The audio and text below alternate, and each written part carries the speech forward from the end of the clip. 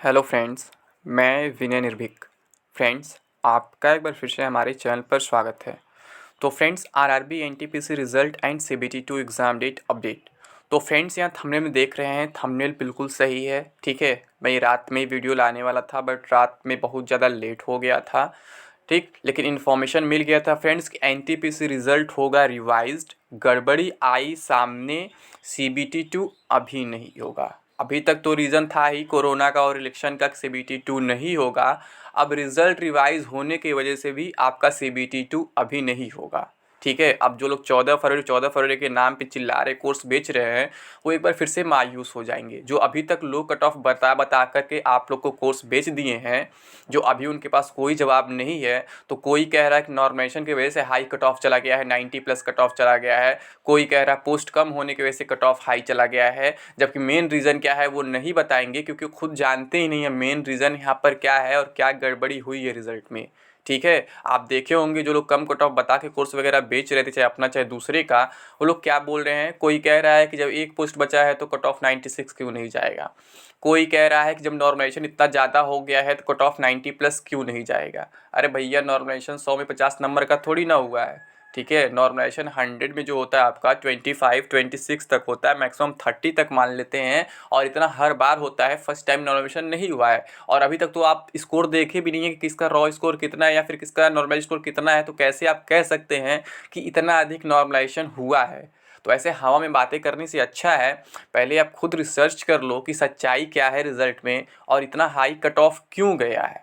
ठीक है, और आपको एक बात मालूम होगा फ्रेंड्स, मैं तो आपको बहुत पहले ही बता दिया था कि अगर रिज़ल्ट ऐसे बनेगा तो कट ऑफ बहुत हाई जाने वाला है। क्योंकि नोटिफिकेशन में बात पहले ही से मेंशन था कि जो आपका प्री का ही रिज़ल्ट है, सीबीटी 1 का ही रिज़ल्ट है, वो लेवल वाइज आएगा, यानी सभी लेवल का रिज़ल्ट अलग अलग आएगा। तो मैं आपको बताया था, आप मेरा पिछला कट ऑफ का वीडियो देख सकते हैं कि नॉर्मलाइजेशन के बाद जो है आपका कट ऑफ जो है 75 के आसपास रह सकता है। ठीक है, तो उस टाइम आप लोग भी विश्वास नहीं कर रहे थे, कह रहे थे हमेशा निगेटिविटी फैलाता है और ये चाहता नहीं किसी कैंडिडेट का सिलेक्शन हो, इसलिए इतना हाई कट ऑफ बता रहा है। बाकी सारे टीचर पागल है क्या, इतने बड़े बड़े टीचर हैं, इतने बड़े बड़े कोचिंग इंस्टीट्यूट वाले हैं, वो पागल है क्या, वो बता रहे हैं कि 50-40 पे हो जाएगा सिलेक्शन। ठीक है, तो फ्रेंड्स वही होता है ना कि आप लोग थोड़ा देर में समझते हो। जब मैं पहले से चिल्ला रहा था कि ऐसे गुमराह मत हो। ठीक है, मैं आपको झूठा उम्मीद नहीं दिलाना चाहता हूँ कभी भी, और यही चीज़ सीबीटी 2 को भी लेकर के चल रहा है। आपको झूठी उम्मीदें दिलाई जा रही हैं कि आपका सीबीटी 2 जो है 14 फरवरी से होने वाला है, लेकिन सच्चाई क्या है कि आपका सीबीटी 2 14 फरवरी से नहीं होगा। जैसे एनटीपीसी सीबीटी 1 कट ऑफ को लेकर के झूठी उम्मीदें आपको दिलाई जा रही थी कि अगर आपका 30 नंबर है तो भी आपका सिलेक्शन हो जाएगा, 35 नंबर है तो भी आपका सिलेक्शन हो जाएगा। बस यही सब चल रहा था फ्रेंड्स। ठीक है, लेकिन सच्चाई क्या है आप भी जानते हैं, हम भी जानते हैं। अब सच्चाई आपके सामने आ चुकी है और आपको मालूम होगा 90% यूट्यूबर्स आपको 30-35 पे सिलेक्शन दिला रहे थे। लेकिन जब मैं कट ऑफ बनाया था कि आपका नॉर्मलाइज कट ऑफ 75+ रहेगा, तो बहुत से लोग गालियां तक दे रहे थे कि ये कितना फेक यूट्यूबर है, कितना निगेटिविटी फैलाता है, कभी पॉजिटिव कुछ बोल ही नहीं सकता है, कभी कैंडिडेट्स का भला नहीं चाहता है, ये नहीं चाहता है, वो नहीं चाहता है। तो अब बताओ फ्रेंड्स, कौन आपका भला चाहता है और कौन नहीं चाहता है। कमेंट बॉक्स में खुद बता सकती हो। क्या मैं गलत बता रहा था कट ऑफ जब मैं बताया था तो, या फिर वो लोग गलत बताए हैं। मैं नोटिफिकेशन पढ़ने के बाद ही ऐसा कट ऑफ बताया था, क्योंकि मैं देख रहा हूँ सिचुएशन क्या था वहाँ पे। वहाँ साफ साफ पता चल रहा है फ्रेंड्स, जब लेवल वाइज कट ऑफ बनेगा, यानी कि प्री में ही डिसाइड कर लिया जाएगा कौन किस लेवल के लिए अप्लीकेबल है, कौन किस लेवल के लिए एलिजिबल है। तो जायज़ सी बात है वो एक ही बंदा कई लेवल के लिए क्वालिफाई कर जाएगा। ठीक है, क्योंकि जिसका नंबर थोड़ा सा भी अधिक रहेगा, जो 80 के आसपास हैं, वो लेवल 5 में भी आ गए हैं, लेवल 6 में भी आ गए हैं, लेवल 3 में भी आ गए हैं, लेवल 2 में भी आ गए हैं। ठीक है, तो कोई कोई 4-4 जगह पास हो गया, कोई कोई 3-3 जगह पास हो गया, कोई कोई 2-2 जगह पास हो गया है। तो आप समझ लो, जब यही कैंडिडेट्स रिपीट करेंगे, यही रोल नंबर रिपीट करेंगे, तो कट ऑफ कहाँ से लो जाएगा। थोड़ा सा कॉमन सेंस यूज़ करो। और इसके लिए मैं पहले भी चर्चा कर चुका था रिजल्ट से पहले ही कि अगर ऐसा हुआ तो कट ऑफ बहुत हाई जाएगा और एक ही बंदे को बार बार मौका मिलेगा।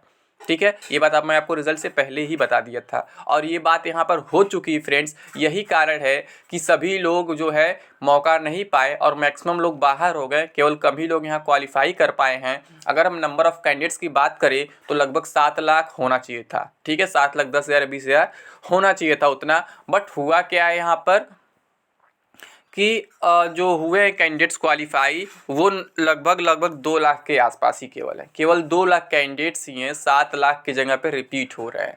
ठीक है। यानी ऑन एन एवरेज बात किया जाए तो एक कैंडिडेट का 3.5 बार नाम है, ठीक है। ऑन एन एवरेज, रियल में 3.5 टाइम्स किसी का नाम नहीं हो सकता है, लेकिन ऑन एन एवरेज यानी कहीं किसी का 3 टाइम्स है तो कहीं किसी का 2 टाइम्स है, कहीं किसी का 2 तो कहीं किसी का 4 टाइम है तो कहीं किसी का 5 टाइम है। यानी ऑन एन एवरेज 3 या 4 का निकल रहा है एवरेज कि एक ही रोल नंबर बार बार रिपीट हो रहा है, 3 बार रिपीट हो रहा है, 4 बार रिपीट हो रहा है। तो ये एक गड़बड़ी है जो रेलवे की तरफ से की गई है, और ऐसी गड़बड़ी जो है TCS कभी नहीं करती है। मुझे लगता है रिजल्ट किसी और से प्रिपेयर करवाया गया है, क्योंकि आपको मालूम होगा जब भी TCS रिजल्ट देती है तो लिंक के साथ देती है, PDF के साथ नहीं देती है, ठीक है। ये PDF का सिस्टम पहली बार आया है और लगता है ये रिज़ल्ट किसी और एजेंसी से तैयार करवाया गया है, ठीक है, जो चाहता है कि धांधली हो। अब कौन सा एजेंसी अभी हम नाम नहीं ले सकते हैं क्योंकि हमें इन्फॉर्मेशन नहीं है कौन सी एजेंसी है अभी, बस हम मतलब कि हमें इस चीज़ का शक है क्योंकि जो TCS होता है वो हमेशा लिंक के साथ रिज़ल्ट देता है, ठीक है। और इससे पहले भी एक बार रिज़ल्ट आया था ALP एंड टेक का, आपका मालूम होगा आप लोग को, वहाँ भी कट ऑफ थोड़ा हाई चला गया था। तो वहाँ भी कैंडिडेट्स लगातार डिमांड किए थे, कहे थे ये क्वालिफाइंग एग्ज़ाम है, CBT 1 एग्ज़ाम है, इसमें इतना हाई कट ऑफ क्यों गया है।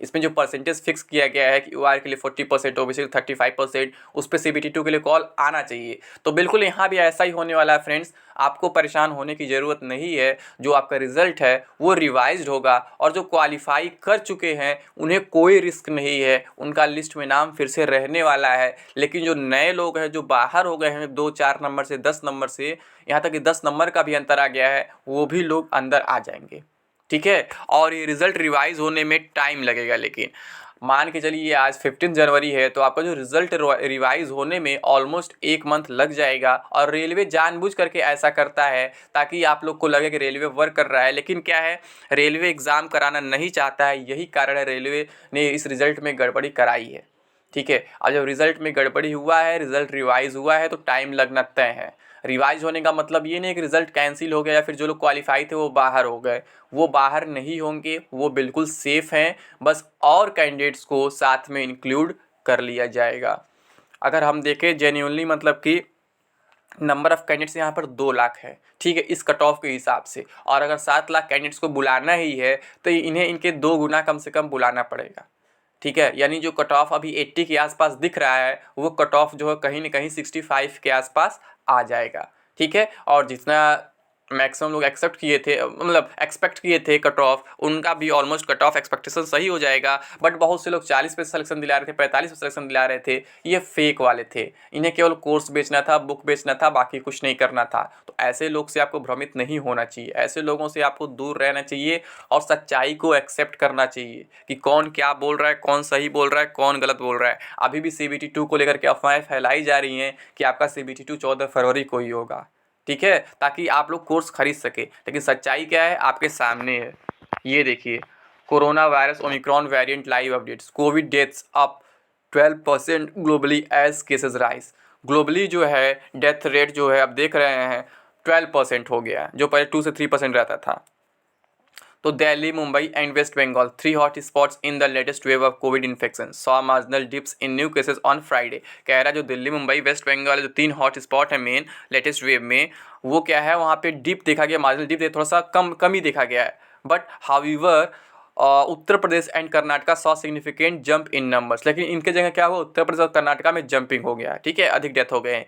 The centre today said that asymptomatic contacts of covid patients do not need to get tested. अब यहाँ पे देखिए, अब यहाँ कैसे छिपाने का नया प्रयास किया जा रहा है कि मतलब कि जो असिम्टोमेटिक कॉन्टेक्ट्स हैं कोविड पेशेंट्स के, उन्हें टेस्ट कराने की ज़रूरत नहीं है। यानी जिनके सिम्टम नहीं, जिन पेशेंट्स को, उनसे अगर आप कांटेक्ट में आ जाते हैं तो आपको टेस्ट कराने की ज़रूरत नहीं है। क्यों? क्योंकि आपके भी अंदर कोविड हो सकता है टेस्ट में, लेकिन आपको कराने की ज़रूरत नहीं है। और बहुत से एक्सपर्ट्स ये भी कह रहे हैं या मिनिस्टर्स ये भी कह रहे हैं कि अगर मतलब कि आपको हल्का हो भी जा रहा है केसेस, माइल्ड केसेस, तो आपको घर पे रहना है, वहाँ भी टेस्ट कराने की ज़रूरत नहीं है। अगर सिम्टम वगैरह दिख जाते हैं तो भी, यानी कि मतलब कि नंबर ऑफ़ केसेस को अधिक दिखाने का नहीं है, उसे कम करने का प्रयास किया जा रहा है ताकि आंकड़ों में संख्या कम रहे, भले रियलिटी में वो संख्या अधिक हो जाए। और आपको भी मालूम है इस बार का केस इतना तेज़ी से बढ़ेगा कि कोई रोक नहीं सकता है, 10 लाख पर डे भी आ सकता है, ठीक है। ऐसा सिचुएशन इस बार बन रहा है। तो फ्रेंड्स, आप लोग को परेशान होने की ज़रूरत नहीं है,